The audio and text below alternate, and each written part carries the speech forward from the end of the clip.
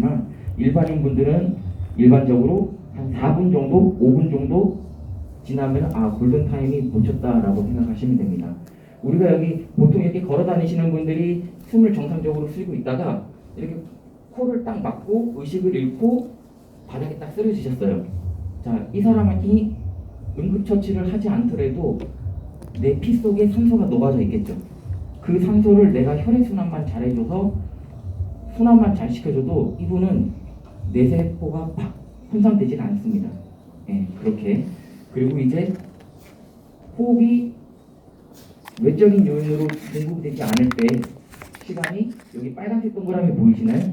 네, 저 4에서 6분이 넘어가게 되면은 그때부터는 이제 병원에서도 크게 도와줄 수 있는 부분들이 많이 줄어드는 분수령으로 나눠지는 게 여기 4에서 6분 사이라고 보시면 돼요.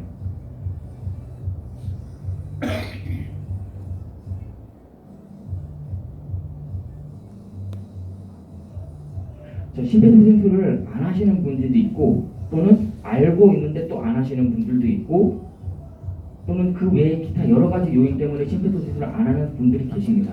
어떤 이유들 때문에인지 여기 화면 보시면은 저 문구들이 보이시나요? 네.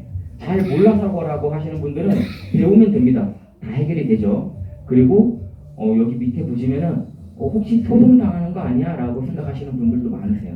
근데 우리나라에서는 형사소송법이나 민사소송법이나 여러 가지 분야로 다 봤을 때 아직까지 내가 선의의 마음을 가지고 도와줬을 때 이분이 돌아가신다고 하더라도 법적으로 크게 제재를 받으신 분은 아직까지는 없습니다. 그렇게 생각하시면 되고요. 내가 가슴 압박을 누르고 있는데 이분이 그 자리에서 돌아가실 수도 있겠죠. 네. 근데 이렇게 생각하시면 돼요. 내가 쓰러진 사람을 발견했는데 가슴 압박을 할까 말까 고민했어요. 그러다가 여기 이렇게 누르고 있는 도중에 이분이 돌아가셨습니다. 그렇다고 해서 죄책감을 가지실 필요는 없어요. 만약 이렇게 생각하시면 되는 게 내가 심폐소생술을 고민하다가 골든타임을 놓쳐서 이분이 돌아가시는 경우에는 사망 확률이 그냥 100%인 거고 내가 고민을 하다가 그래도 내가 도와줘야지 라고 생각하고 가슴에 손을 얹는 순간부터 이분은 사망 100%에서 사망 50%, 사망 40% 이런 식으로 위험 수위가 낮아질 수가 있습니다. 조금이라도 생존 가능성이 있는 게 낫겠죠. 그런 식으로 생각을 해주시고요.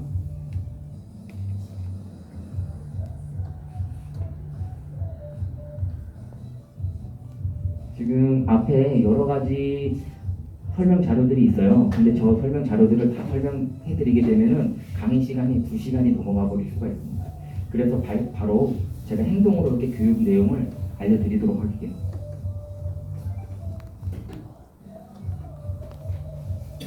자, 기억나시는 분들은 제가 이렇게 순서대로 하실 때 옆에서 같이 확인도 좀 해주시고 답변도 좀 해주세요. 자, 쓰러진 사람을 발견했어요. 가장 먼저 뭐부터 해야 될까요? 네, 이렇게 말씀해 주시는 분들은 예전에 교육받았던 거를 잘 기억하고 계시는 겁니다. 자, 거기서 이제 하나만 더 추가해서 말씀드리냐면은 쓰러진 사람 발견했을 때 이 쓰러진 사람 주변의 현장이 안전한지 안 안전한지 확인해 보는 게 0순위 가장 중요한 거고요. 그리고 이제 첫 번째 1순위로 들어가면은 아까 말씀해 주신 대로 의식 확인을 하셔야 돼요. 자, 여기 의식 확인하기 전에 가장 중요하다고 하는 이 0순위 주변 환경이 안전한지 안전하지 않은지 확인을 왜 하라고 할까요? 심폐소생술이 필요하신 분들은 여러 가지 요인들 그리고 여러 가지 원인들이 있어요. 교통사고를 당하고 외적인 요인으로 심장이 일시적으로 멈춰섰을 때도 있고 아니면은 내가 원래 가족력이라든가 아니면은 그 전에 이렇게 심장에 질환이 있다는 것을 본인이 사전에 알고 있었던 경우들도 있고 여러 가지 요인들이 있는데 만약에 이분이 교통사고로 인해서 심폐소생술이 필요한 경우라고 했을 때 내가 이 사람을 이렇게 도와주고 있습니다. 자, 도와주고 있는 도중에 여기 이 지역이 원래 좀 뺑소니가 좀 잘 일어나는 그런 곳이었다라고 하면은 요거 도와주는 도중에 나도 추가적인 환자로 될 수가 있겠죠. 그런 여러 가지 요인들이 있기 때문에 가장 중요한 것 또는 0순위로 말씀드리는 게 현장이 안전한지 그렇게 확인하시려고 하시고 그리고 여기 이제 1단계 들어가시면 어깨 두드리면서 여보세요 괜찮으세요 이렇게 말씀해 주시는 게 1번이라고 생각하시면 돼요. 어떤 분들은 이렇게 교육 내용 받은 거를 실습을 하다가 멘트를 까먹으시는 분들이 있어요. 근데 꼭 여보세요, 괜찮으세요? 이렇게 멘트를 해야 될까요? 아니요, 그렇지 않아요. 그거는 아니에요. 자, 여보세요, 괜찮으세요라고 하는 이유는 저희가 이제 그래도 자격증을 이렇게 발급을 하고 이수증을 발급해 드리려고 할 때 가르치는 프롤로그가 필요한 거잖아요. 그렇죠? 그래서 예시로 만든 대본 같은 거고, 의식 확인이라는 거는 이 사람이 말을 하게끔 유도를 하는 행동의 과정이라고 생각하시면 됩니다. 그래서 친구야 괜찮아? 야 일어나봐, 이런 식으로 대사가 바뀌어도 상관은 없어요. 가장 중요한 거는 이 사람이 의식이 있는지 없는지 확인하기 위해서 대답을 유도하는 과정 중에 하나라고 생각하시면 됩니다. 자, 1번 의식 확인, 여보세요 괜찮으세요? 이렇게 하시고, 자 2번은 뭘까요? 너가 키워나가서 목을 약간 네, 그렇게 하시는 게 네, 맞습니다. 자, 이렇게 고개를 들어주시고, 그리고 내가 이렇게 숨 쉬는지 확인을 할 거예요. 이게 2번입니다. 자, 이렇게 고개를 들어줄 때 주의할 점. 여기 보면은 지금 오신 분들 여기 턱 밑에 잠깐 한번 만져볼까요? 여기? 그럼 여기 물렁물렁한 구간이 있죠. 네, 여기 물렁물렁한 구간은 손으로 이렇게 누르시면 안 돼요. 이거는 기도를 확보하려고 한 게 아니라 나도 모르게 기도를 이렇게 막아주는 거거든요. 그래서 앞으로 쭉 내미시면은 턱 끝 딱딱한 곳 만져지시는 곳 있으시죠? 네, 여기 턱 끝에 딱딱한 뼈를 잡고 이렇게 고개를 들어주셔야 기도를 내가 손가락으로 막지 않게 될 수 있습니다. 자, 이렇게 해주시고, 그리고 어떤 분들은 숨 쉬는 거 확인하라고 말씀드릴 땐 이렇게 하세요. 근데 여기서 뭔가 하나 행동이 좀 수정되는 게 좋겠죠. 자, 이 상태가 아니고 고개를 반대쪽으로 돌려서 눈의 시선은 가슴을 바라보는 겁니다. 자, 가슴을 바라보라고 말씀드리는 이유는 여기 누워 계시는 분이 숨을 쉬고 있으면은 해가 풍선처럼 부풀어 오르고 가라앉고 반복을 하겠죠. 그거를 내 눈으로 확인하고 귀로 숨소리를 듣고, 그리고 여기 피부를 통해서 숨소리 입김이 느껴지도록 하겠죠. 이렇게 세 가지 감각 기관을 이용해서 확실하게 숨을 쉬는지 안 쉬는지 확인하는 것, 이게 바로 2번입니다. 자, 그리고 3번은 뭐여야 될까요? 자, 3번은 지금 여기 계신 분들이 핸드폰을 들고 있으세요. 자, 핸드폰을 들고 있으면은 신고를 해주셔야겠죠. 네. 많은 이렇게 패러디 영상이나 교육의 중요성을 알려드리는 영상 중에 하나가 뭐가 있냐면은, 내가 이렇게 교육 받은 대로 막 열심히 하고 응급처치를 하고 있는데 10분이 지나고 20분이 지나고 30분이 지나도 구급대가 안 옵니다. 자, 그랬을 때 속으로 이렇게 내가 막 불만 어린 말을 막 하겠죠. 이렇게 막 18 뭐 이렇게 나올 수도 있어요. 나 이렇게 열심히 하고 있는데 왜 안 오나, 이렇게 생각하는데 어느 순간 머리에 딱 망치만 듯한 생각이 들면서 내가 하나 빠뜨렸구나 라고 하는 게 119 신고를 안 하시는 분들이 간혹 가다가 있습니다. 네. 그렇게 하면 내가 아무리 열심히 해도 병원에 도착하는 시간이 늦어지기 때문에 전문적인 응급처치를 받을 수 있는 시간이 늦어지겠죠. 응급처치를 현장에서 아무리 잘한다 그래도 가장 환자에게 크게 도움이 되는 거는 병원에서 전문적인 의사에 의한 응급처치가 가장 중요합니다. 그래서 저희는 소방관 옷을 입고 있는 분들은 전문적인 병원에서 응급처치를 받기 위해서 그 이동 시간을 최대한 단축시켜주는 게 저희 임무이고, 여기 계신 최초 목격자분들은 그런 소방관들이 현장에 도착하기 전까지 이분이 내사에 빠지지 않도록 혈액순환을 해준다고 하는 개념이 중요하다고 생각하시면 돼요. 자, 3번 응급처치, 2번 119 신고하고 다 했었죠. 자, 119 신고하는 요령까지 또 잘 알고 계시나요? 자, 지정을 하라. 그리고 딱 재정해가지고 네. 해갖고 저기 신고 좀 해달라고 하고 네. 그 다음에 이렇게 119 신고는 두 가지 방법이 있습니다. 하나는 본인이 직접 신고하는 방법이 있고요. 두 번째는 내가 핸드폰이 없거나 아니면은 여기 이 지역에 내가 처음 온 곳이라서 주소를 제대로 설명하기가 어려운데 옆에 인근 상가나 아니면은 그 점포 주민들, 현지인들이라고 하시는 분들이 많이 옆에 계세요. 그러면은 대신 좀 119 신고해달라고 부탁의 말을 할 수가 있겠죠. 예, 여기 계신 분께서 잘 말씀해 주셨는데, 여기 밝은색 잠바 입고 계신 선생님 119에 신고해 주시고요. 여기 목도리 메고 계신 선생님 AED 또는 심장 충격기 가지고 와주세요. 이렇게 말씀을 드리고, 본인은 빠르게 심장 압박을 빨리 들어가는 것도 좋은 방법입니다. 근데 도와줄 수 있는 방법이 없지만은 내가 주머니 핸드폰이 가지고 있어요. 자, 그럴 때는 본인이 직접 119에 신고하는 방법도 있겠죠. 자, 신고하실 때 꼭 말씀해 주시는 것 중에 하나, 여러 가지 중에 중요한 거는 쓰러진 사람이 몇 명인지 요거 말씀해 주시고요. 그리고 만약에 이 사람을 발견해 가지고 지금 시간이 얼마나 경과됐는지 그것도 말씀해 주시면 좋아요. 그리고 핵심은 지금 이 장소가 어디인지 소방관들이 빨리 오게끔 유도해 주기 위해서 정확한 주소를 알려주는 게 중요하겠죠. 근데 주소를 우리 집이 아닌 이상은 그거를 말하기가 어려워요. 자, 그럴 때 대체적으로 할 수 있는 방법, 주변에 편의점이 있으면 편의점 간판도 있겠죠. 예를 들어서 GS25시 뭐 명륜점 아니면은 뭐 세븐일레븐 무슨 지점, 이렇게 간판이 눈앞에 딱 보이면은 그 간판을 말해줘도 소방관들이 신속하게 달려올 수가 있습니다.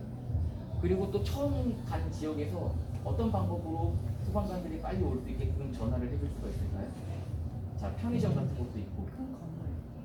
그렇죠. 어느 지역에 가면은 그 지역을 대표하는 큰 건물이 내 눈앞에 딱 내 눈앞에 있는 게 보여요.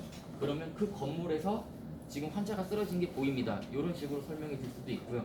그리고 산속에서 쓰러진 사람 발견했을 때 어떻게 설명해 주면 좋을까요? 그 지나가다 번호가 있어요. 그 번호를 얘기해주면 빨리 찾아올 수 있어요. 네.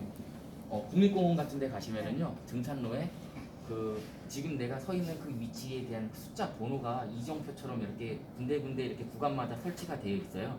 그러면 그 번호를 알려주셔도 소방대가 빨리 도착할 수가 있습니다. 자, 그리고 도로에서 쓰러진 사람 발견했어요. 그럴 때는 어떻게 할까요? 전부대에 써있잖아. 그렇죠. 전신주 번호도 소방관들이 찾아오는데 도움이 되는 것 중에 하나가 됩니다. 전신주에 숫자 이렇게 적혀 있는 거 보신 적 있으신가요? 네. 거기에 보면은 이렇게 직사각형으로 된 네모 칸 안에 뭐 숫자가 뭐 3, 4, 5 다시 뭐 1, 2, 3, 4 이런 식으로 적혀 있어요. 네, 그거를 알려주셔도 소방관들이 신속하게 달려올 수가 있습니다. 엘리베이터 안에서도 그런 비슷한 게 있는데 또 보신 적 있으세요? 엘리베이터 1층, 2층, 3층, 4층 그 번호 누르는 거에서 바로 위에 쳐다보시면은 은색 철판이 하나가 더 붙어 있어요. 그게 엘리베이터 고유 번호입니다. 그 번호를 알려주시면은 소방관들이 아, 지금 어느 건물에 엘리베이터에 지금 환자가 있구나 라고 하는 것도 빨리 인지하고 신속하게 달려갈 수가 있습니다. 네. 만약에 오늘 집으로 대구로 돌아가실 때 아파트에 사시는 분들은 우리 집 아파트 번호는 뭐지 하고 한번 쳐다보시는 것도 좋아요. 그런 식으로 이제 119 신고까지 끝났습니다. 자, 그러면 4번은 뭘까요? 자, 이렇게 4번이라고 제가 손가락을 항상 이렇게 펼치는데 이렇게 펼치는 이유가 선생님들 이렇게 손가락 사이로 이렇게 손을 넣으시고요. 그리고 손 아래 이 부분 저희 손꿈치라고 부르는 곳이 있습니다. 도톰하게 아래쪽에 올라온 부분들이 있죠. 자, 이곳을 여기 인형의 심장 부분 여기 2분의 1 지점에다 이렇게 올려주시고요. 손가락을 깍지 끼시고 내 팔의 각도는 여기 보라색 요 매트 지면을 기준으로 90도 수직으로 이렇게 세워주십니다. 어떤 분들은 이렇게 돼갖고 나는 팔이 짧아요 라고 하시는 분들이 있는데 일반 성인분들은 다 90도를 만들 수가 있어요. 그 팁은 지금 제 엉덩이하고 발 뒤꿈치를 보시면 붙어있죠. 자, 이렇게 붙어있으면은 팔의 각도가 절대로 90도가 되지가 않습니다. 그래서 발 뒤꿈치하고 엉덩이를 이렇게 떼주시면은 자연스럽게 상체가 앞으로 쏠리겠죠. 자, 이 상태로 90도가 된 상태에서 내 상체의 몸무게만 이용해서 하나, 둘, 셋, 넷, 다섯, 여섯, 일곱, 여덟, 아홉, 열, 서른 이런 식으로 30번 이렇게 눌러주시면 돼요. 자, 이렇게 30번 눌러주시고 여기까지가 기초 단계라고 말씀을 드릴 수가 있습니다. 자, 원주 소방서에서 기초 단계로 심폐소생술을 교육해드리고요. 그리고 중급자 코스가 있고 상급자 코스가 있는데 지금 제가 알려드린 요 1, 2, 3, 4단계까지가 기초 단계. 요 기초 단계만 충분히 알고 계셔도 사람을 살리는데 충분합니다. 네. 어떻게 좀 과장 표현까지 좀 섞여서 말씀하면 부족한 점이 없어요. 하지만은 이제 거기서 조금 더 업그레이드 시켜서 좀 알려드린다고 하시면은 중급자 코스에서는 인공호흡하는 방법까지 알려드리고요. 그리고 상급자 코스라고 하면은 여기 AED 사용하는 것까지 알려드려요. 오늘의 목표는 여기 AED 사용하는 것까지 알려드리는 겁니다. 또 최근에 교육을 받으셨던 분들은 이런 얘기도 있을 거예요. 인공호흡은 생략할 수가 있다라고 배우신 분들도 여기 있을 거라고 생각하고 있습니다. 자, 인공호흡은 왜 생략해도 될까요? 제가 처음에 저기 앞에서 왔다 갔다 하면서 말씀드렸던 게 정답이 있어요. 그때 뭐라고 제가 말씀드렸는지 기억나시나요? 골든타임 말씀드렸죠. 자, 골든타임. 소방관들이 통상적으로 현장에 도착하는데 이렇게 약간의 시간 차이가 있지만은 보통 이제 5분 안에 많이 도착들을 하세요. 자, 그런데 아까 제가 숨을 막고 호흡이 공급되는 게 딱 중단된 순간부터 몇 분이 지날 때까지는 괜찮고 괜찮지 않다고 이렇게 말씀드렸었나요? 4분에서 4분에서 6분. 네. 네, 그렇게 지금 정답을 말씀해 주셨는데요. 자, 이분이 지금 호흡이 멈췄어요. 의식도 없습니다. 바닥에 쓰러지셨어요. 이때부터 타이머를 딱 눌러요.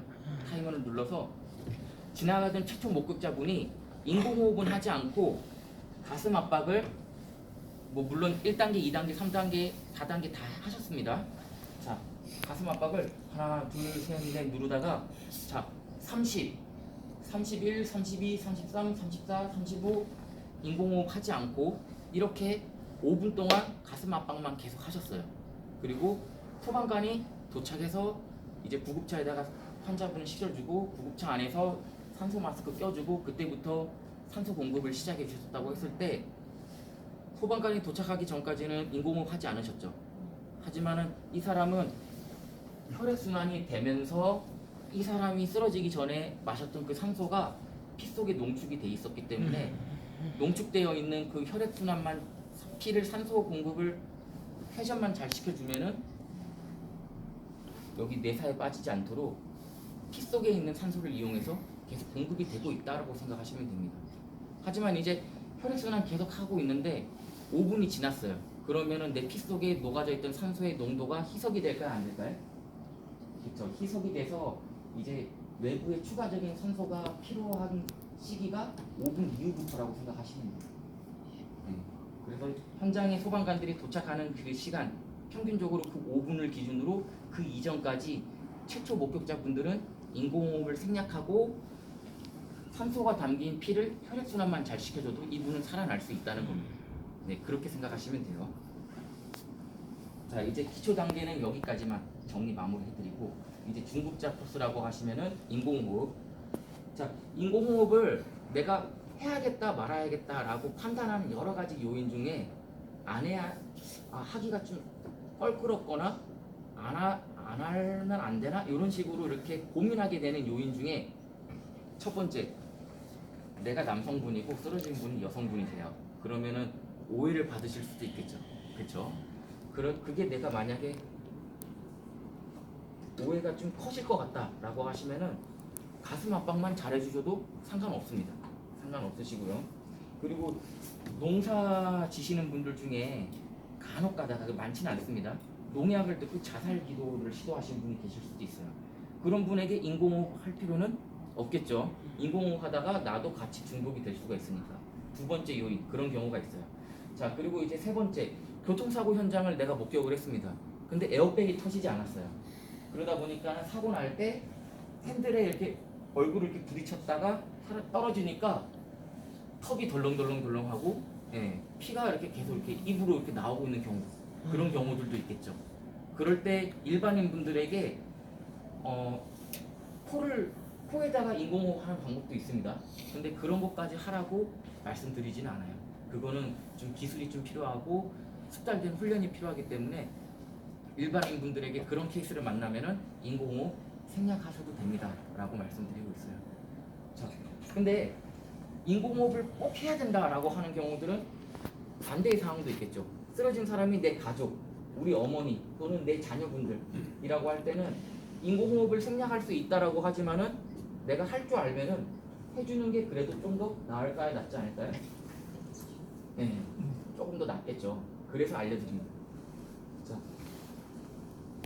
손을 여기 보면 아래쪽 부분 있죠.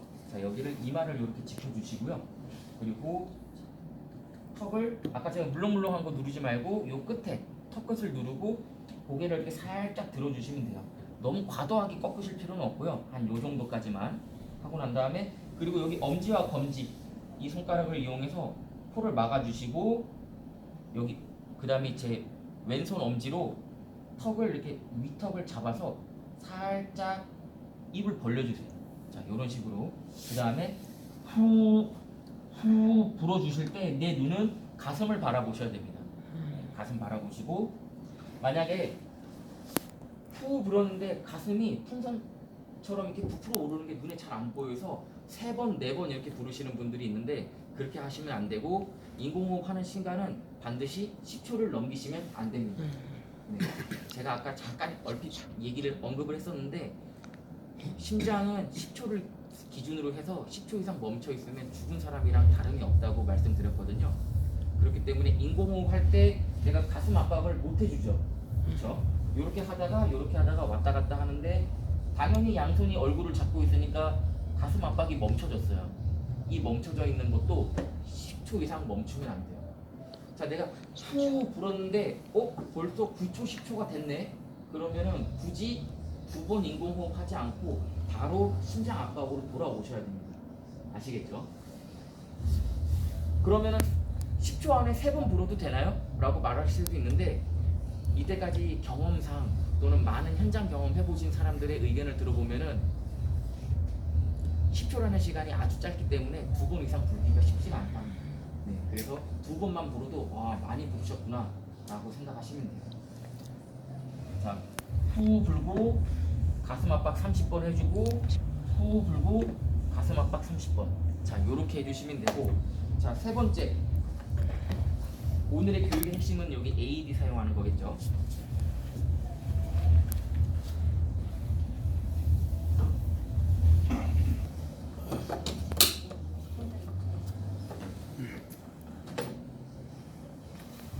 자, 여기 AED를 보면은 왼쪽 오른쪽으로 돌리는 게 있어요. 이게 뭘까요? 자, 여기 숫자 8이라고 적혀 있는데, 자, 여기는 8이라고 적혀 있고 여기는 0에서 7까지 적혀 있죠. 이거는 요 쓰러진 사람의 나이라고 생각하시면 됩니다. 보통 이제 0세에서 7세 사이는 요렇게 돌려주시고요. 그리고 이제 초등학생들이 보통 8살이죠.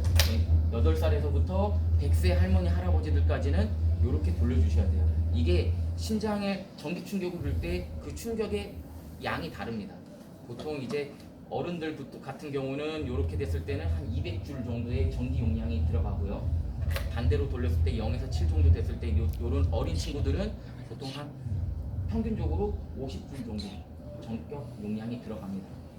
자, 일단은 초등학생을 기준으로 먼저 이렇게 돌려놓고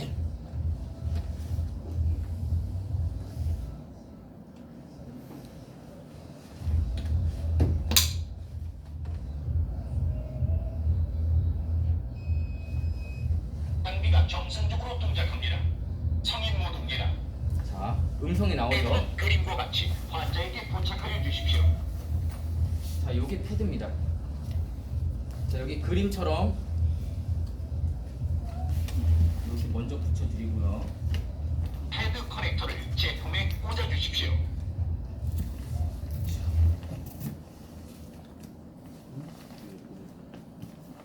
패드 커넥터를 자, 여기 제품에 노란색이 꽂아 커넥터라고 주십시오. 하는 겁니다. 환자에게서 떨어지십시오. 진전도 이때는- 분석 중입니다. 이때는 환자를 만지면 안 되고요. 리듬 분석할 때 오류가 생길 수가 있거든요. 전기 충격이 필요합니다. 충전 중. 자, 충전 중일 때는 가슴을 이렇게 눌러주셔도 괜찮습니다. 깜빡이는 주황색 쇼크 버튼을 눌러 주십시오. 누르기 전에 모두 물러나세요 라고 깜빡이는 멘트를 주황색 쇼크 해주시고 버튼을 눌러 주십시오. 전기 충격을 눌러주시면 돼요. 전기 충격을 실시하였습니다. 심폐소생술 실시. 자, 심폐소생술을 하라고 하죠. 음성 지시에 따라서 가슴 압박 30회 실시. 자, 지금 삑삑삑 소리가 나고 있습니다. 이 소리의 속도가 보통 이제 쉽게 생각하시면은 1초당 2번 정도라고 생각하시면 돼요.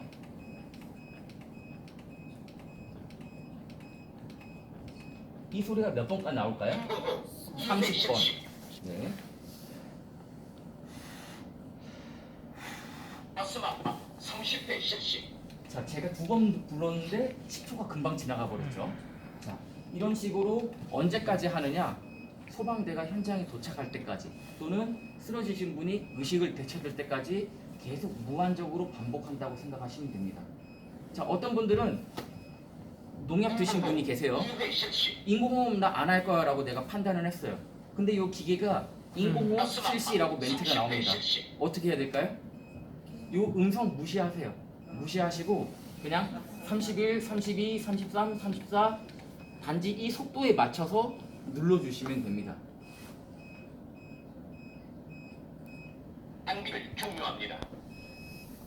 지금 제가 하는 이 액션을 보시면서 그렇게 어려운 거 없네? 그냥 여기 기계가 시키는 음성에 따라서 따라하기만 하면 되네? 라고 생각하실 수 있어요. 그렇게 생각하시는 게 정상입니다. 응급처치는 복잡하게 교육을 하면 안 돼요. 항상 쉽고 단순하게 해야 응급 상황이 발생했을 때 내가 살 수가 있습니다. 자, 추가적으로 어떤 분들이 이런 질문을 저한테 한 적이 있어요. 요거 의료용 기계인가요? 네. 사람 살리는 데 쓰는 거기 때문에 의료용 기계에 포함이 됩니다. 저는 일반인인데 요런 거 제가 함부로 써도 되냐요? 라고 이렇게 물어보시는 분들이 있는데 써도 됩니다. 이거는 일반인 분들이 쓰라고 공공장소에 비치해 놓는 거예요. 일반인 분들이 이거를 함부로 쓰면 안 된다고 하시면은 이게 공공장소에 비치되어 있으면 안 되겠죠. 네. 근데 공공장소에 이런 게 비치되어 있다고 하는 이유는 남녀노소 누구나 사용하는 방법을 인지하고 있고 응급 상황이 발생했을 때는 누구나 다 사용할 수 있다라고 생각하시면 됩니다. 자, 이렇게 생각하시고, 자, 요거 붙이는 방법에 대해서 또 어떤 분들이 질문을 많이 하세요. 요거 요렇게 붙이나 요렇게 붙이나 차이가 있을까요, 없을까요? 차이 없습니다. 요렇게 붙이든 이렇게 붙이든 상관없어요. 단지 주의할 점은 여기 쇄골뼈라고 하시는 거 만져지시죠? 이 뼈를 패드가 덮지만 않으면 돼요. 그 쇄골뼈 아래쪽에다 이렇게 붙여주시고, 또 여기 측면 옆구리에다가 붙이라고 했더니 어떤 분들은 이렇게 붙이시는 분들도 있는데 확실하게 옆구리에다가 붙인다라고 생각하시면 됩니다. 자, 그리고 어떤 분들은 자, 이렇게 반대로 붙였어요. 괜찮을까요? 안 괜찮을까요? 네, 괜찮습니다. 예전에는 이런 패드가 한쪽 방향으로 전기가 나가는 그런 제품들로 많이 만들어졌었어요. 그러다 보니까는 일반인 분들이 다급하고 위급한 순간에 머리가 하얗게 변했을 때 요거를 거꾸로 붙이는 케이스들이 많았었습니다.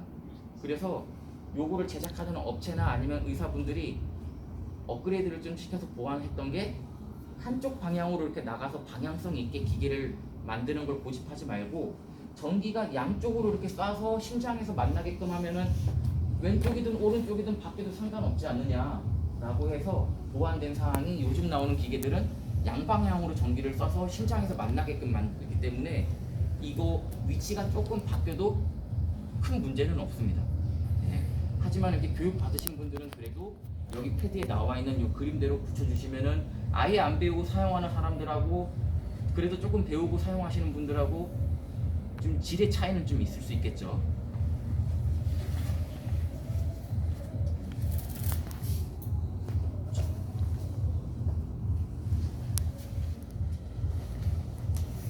자, 이제 설이 다가오고 있죠. 자, 설이 다가오면 친척들이 다 모입니다. 다 모이고, 자, 이런 조카분들도 또 이렇게 친척들이 다 모이다 보면은 만나실 수가 있어요. 자, 근데 조카분들이 우리 친척 오랜만에 만났는데 너무 이쁜 거예요. 그래서 내가 먹다가 이거 조금 맛있네 라고 생각하면은 내 동생한테, 친척 동생한테 이거를 먹여주고 싶다는 생각이 드는 친구들도 생깁니다. 그렇게 먹여주다 보면은 평상시에 먹지 않던 덩어리가 좀 큰 음식물이 목에 걸렸을 때 얼굴이 파랗게 변하면서 응급 상황이 필요한 경우가 생길 수도 있겠죠. 자, 그랬을 때는 옆에 부모님들이 계셨을 때 당황하지 마시고 지금 제가 알려주는 방법대로 하시면 됩니다. 자, 이렇게 손을 이렇게 V자로 이렇게 펴시고요. 턱에 고정시켜 주시고 또 V자로 이렇게 하셔서 여기 머리 뒷부분을 잡아 주시는 거예요. 그리고 이렇게 잡으면은 오해하시겠죠. 오해하지 않도록 내 상체 여기 상박 있는 부분으로 배와 등을 고정시켜 주세요. 이런 식으로. 자, 이렇게 고정시켜 주시고 주변에 의자가 있으면은 이렇게 의자에 앉아서 응급처치 해주셔도 되고 의자가 없으면 이렇게 무릎 앉아로 이렇게 하셔도 돼요. 자, 근데 의자가 있다고 가정을 하고, 자, 내 팔 위에 아이를 이렇게 다리를 한쪽으로 넘겨서 잡아줍니다. 자, 그리고 내 팔 상박을 여기 허벅지 다리 위에 이렇게 올려 놓으시고요. 아이의 날개뼈와 날개뼈가 있겠죠. 여기에 2분의 1 지점 가운데 이 부분에 제가 손꿈치라고 말씀드린 부분 기억나시죠? 자, 이 부분으로 하나, 둘, 셋, 넷, 다섯 이런 식으로 쳐주시는 거예요. 여기 이제 기도 확보에 대한 응급처치가 들어갈 때는 숫자 5를 기억하시면 돼요. 자, 5번 치고 이물질 알사탕이나 떡이 바닥에 떨어진 게 있는지 없는지 한번 확인해 주시고요. 그걸 안 하시면은 음식물이 밖에 나왔는데 흥분해서 계속 때리세요.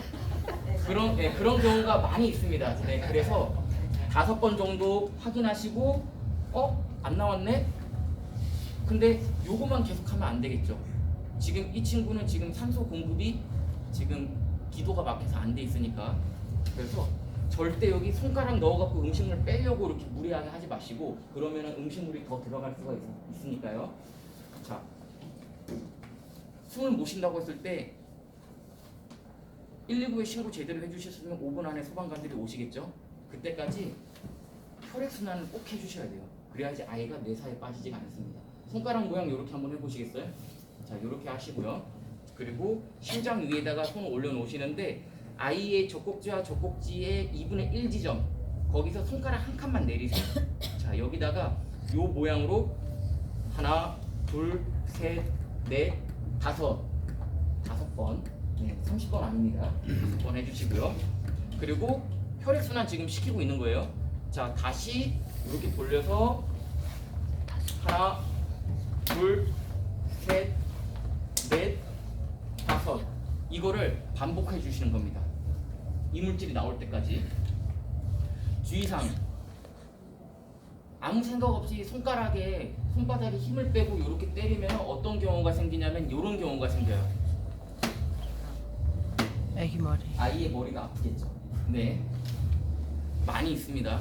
요거 하다가 손가락으로 아이의 머리를 때리는 경우가 있는데 아이들은 어렸을 때 저는 제 동생 중에 저와 띠동갑 여동생이 있어요. 그래서 정말 이 정도 이렇게 어렸을 때 머리에 손을 딱 올렸는데 머리가 쑥 들어가는 여기 뼈가 다 완성되지 않은 경우들이 많기 때문에 쑥 들어갑니다. 그렇게 머리가 어른들처럼 단단하지 않기 때문에 절대 머리를 때려서 충격을 주시면 안 돼요. 자, 그리고 여기 2분의 1 지점에 정확하게 때리시고 어떻게 막 불면 바람에 날아갈까 해가지고 요렇게 하시는 분들이 있는데 알사탕 나올까요? 떡이 나올까요? 안 나와요. 적절한 힘이 필요합니다. 그래서 요렇게 요 정도 힘으로는 때려 주셔야 돼요. 절대 요런다고 나오진 않습니다. 자, 요렇게 해서 알사탕이 탁 나왔어요. 이제 우리 아기 괜찮나 하고 얼굴을 봤더니 아이를 이렇게 톡톡 치고 의식 확인 이렇게 톡톡 쳐봐도 아이가 울지를 않아요. 의식을 잃었다는 거겠죠. 의식 있는 아이들은 이렇게 때리면은 울겠죠. 울지 않으면 이상한 겁니다. 그래서 아이를 머리부터 천천히 이렇게 내려놓으시고요. 주의할 점은 소리가 나면 안 돼요. 네, 머리부터 조심스럽게 내려놓으시고 발 듭니다. 자, 어른들은 여보세요, 괜찮으세요? 이렇게 의식 확인을 했죠. 아이들은 발바닥을 들고 아이야 괜찮니? 아이야 괜찮니? 이렇게 확인하시는 거예요. 때리면 아프니까 아이가 울고 그러면 정상이지만 울지 않으면 응급 상황인 거예요. 자, 그렇게 하고 이렇게 저희 구급대원분들은 이렇게 손을 내려서 자, 이렇게 팔 90도로 접히죠. 자, 이 접히는 부분에서 살짝 안쪽으로 들어가면 맥을 짚는 곳이 이렇게 있습니다. 자, 이렇게 손가락을 올려서 확인해 보시고 희미하게 잘 느껴지지 않는데 이렇게 생각될 때가 있을 거예요. 자, 그러면 바로 어른들은 손가락 2개로 이렇게 든다 그랬죠. 아이들은 이렇게 드시면 안 됩니다. 왜냐하면 아이들은 척추나 여기 목뼈 뒤쪽이 약하기 때문에 어른들처럼 이렇게 꺾지 마시고 이 머리가 아래쪽 땅하고 수평이 되게 해주셔야 돼요. 수평이 되게 하고 고정시킨 다음에 손가락 이렇게 저희 하트 사진 찍을 때 이렇게 많이 하시죠. 자, 이런 모양으로 제 검지 손가락으로 아이의 아래턱을 내려주시고 엄지 손가락으로 아이의 윗니를 올려주시는 거예요. 자, 요렇게 그렇게 해서 이 틈 사이로 아까 알사탕이나 떡이 빠진 거는 봤지만 다시 한번 재확인해 보시고 이물질이 확실히 빠졌구나 라고 하시면 아까 이거 알려주셨죠. 요렇게 아까는 몇 번 눌렀나요? 5번 눌렀죠. 그거는 기도 확보를 하기 위한 영아 하임리법일 때 5번인 거고, 심폐소생술로 전향했을 때는 심폐소생술은 기본이 30번이라고 생각하시면 돼요. 그래서 아이의 심장 위치 찾는 거, 젖꼭지와 젖꼭지 여기 손 이렇게 가로선 그어서 2분의 1 지점에서 손가락 한 칸만 내려간다 그랬죠. 여기 이 지점에다가 하나, 둘, 셋, 넷, 다섯, 여섯, 일곱, 여덟, 아홉, 열 몇 번 한다고요? 30번. 네, 30번 하고. 자, 어른들은 인공호흡 할까 말까 오해받을 것 같다. 여러 가지 상황들이 있겠지만 이런 아이들 인공호흡 하는 거 꺼려지시는 분들이 있을까요? 없으세요. 그래서 웬만하면은 인공호흡도 해주세요라고 권장으로 말씀드리고 있습니다. 근데 여기 여러분들이 여기 계신 분들께서 인공호흡을 이런 아이들한테 하면은 순간 당황하게 되는 게, 아이의 입 크기와 어른들의 입 크기는 또 비슷할까요? 아니면 많이 차이 날까요? 네, 많이 차이가 나요. 그래서 어른들이 보통 입을 오 하고 이렇게 벌리면은 이 아이의 코와 입을 다 덮을 수밖에 없어요. 그게 정상입니다. 그래서 아이 영아 심폐소생술 하실 때는 내가 그냥 자연스럽게 아이의 코와 입을 다 막고 후 불어주신다고 생각하시면 돼요. 아이의 입 모양에 맞춰서 내 입 모양도 오밀조밀하게 오므려서 그렇게 하실 필요는 없어요. 자, 그렇게 하고 후 해주고 다시 손가락 모양을 이렇게 잡아서 하나, 둘, 셋, 넷, 다섯, 여섯 몇 번 하신다고요? 30번 이렇게 하시고 30번, 2번, 30번, 2번 언제까지 소방관이 현장에 도착해서 전문적인 응급처치를 받을 수 있는 병원으로 이송해주는 단계까지 무한정으로 계속 반복해 주신다고 생각하시면 됩니다. 자, 지금까지 교육했던 거 이제 마무리 단계를 들어가면서, 자, 여기 있는 아이 누를 때 몇 cm 눌러야 될까요? 이 아이 몇 cm 눌러야 될까요? 네? 4cm? 3cm? 네. 정답이에요. 네. 어떤 분들은 1cm, 2cm 이렇게 말한다고 하시는 분들이 있는데요. 자, 아이의 갈비뼈를 제가 손가락으로 표현을 이렇게 해볼게요. 자, 이렇게 아이의 몸통 갈비뼈가 있습니다. 내가 1cm하고 2cm만 누르면 이 갈비뼈가 깔짝깔짝 움직여지긴 하지만은 이 갈비뼈와 폐 밑에 있는 심장은 짜주지를 못해요. 펌프 역할을 못 해줍니다. 그래서 이런 아이들은 힘을 전달해 줘야 되기 때문에 보통 4cm 이하로는 눌러 주셔야 됩니다. 4cm 이하이기 때문에 3cm도 틀린 건 아니에요. 아시겠죠? 자, 그러면 이런 아이들은 보통 이제 돌잔치 하기 전에 이런 아이들이 영아 심폐소생술에 포함되는 케이스라고 말씀드리고, 여기 있는 친구는 초등학생 정도 또는 중고등학생 정도 받는 연령이라고 생각하시면 됩니다. 자, 초등학교 8살부터 99세 할머니 할아버지, 100세 할머니 할아버지들까지 가슴 압박 이렇게 눌러줄 때 몇 cm 눌러드려야 될까요?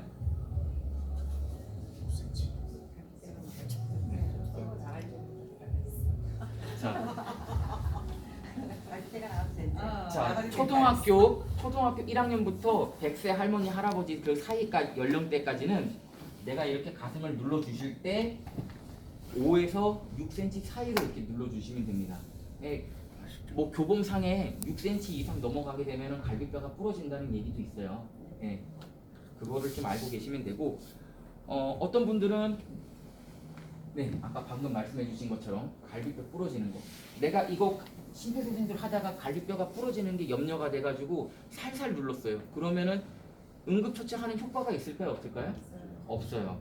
자, 그리고 심지어는 내가 제대로 배운 대로 5에서 6cm 사이로 이렇게 누르다가 갈비뼈가 뚜둑하고 부러지는 게 내 손바닥을 통해서 느낌이 전달됐습니다. 거의 그 느낌이 거의 맞아요. 대부분 맞습니다. 자, 갈비뼈가 딱 부러졌을 때 심장 압박하는 거 멈추면 될까요? 안 될까요? 아까 제가 이렇게 저울질 이렇게 말씀드렸죠. 갈비뼈는 부러지면은 나중에 병원에서 다시 치료 받으면 돼요. 하지만 이렇게 심폐소생술의 골든타임을 놓쳐버리게 되면은 회복이 불가능합니다. 그래서 갈비뼈가 부러지더라도 이렇게 해주라고 말씀드리고 있는 거고요. 진짜 희박 확률로 누르다가 부러진 갈비뼈가 폐를 찌르는 경우도 있을 수가 있어요. 네, 그렇게 하셔서 사망하시는 경우들도 있을 수 있고, 그러면 응급처치 하셨던 분들도